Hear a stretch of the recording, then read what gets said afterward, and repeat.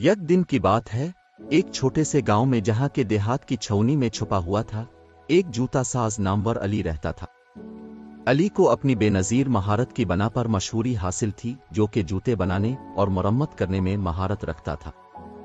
लेकिन इसकी माजी में कोई शानदारी नहीं थी।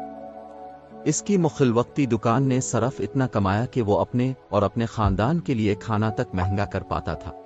एक दिन जब अली एक जोड़े फर्स्ट हुए नलूहे को मुरम्मत कर रहा था, अचानक एक ख्वाब ने इसे जमीन पर गिरा दिया।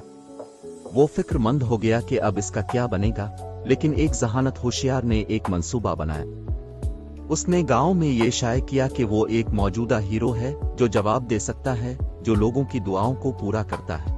अली की इस खबर की तरह दूर दराज के लोग उसकी दुकान में भड़क गए। कुछ दौलतमंद, कुछ मोहब्बत की तलाश में और बाज अपनी रोजमर्रा की मसाइल का हल तलाश करते हुए अली के पास आए।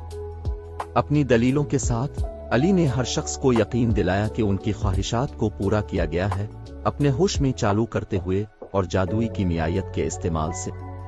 दिनों गुजरते गए और अली की साजिश की कामयाबी का नाम वाक़त बन गया।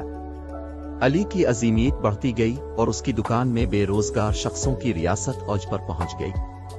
मगर एक दिन एक संजीदा सफरकार गांव में पहुंचा और अली को अपने जादुई काबिलियतों को साबित करने पर चैलेंज किया। वो असली जादू को नहीं कर सका। अली को धोखा देने का इंकिशाफ हो गया और गांव वालों ने उसे खाइफ किया।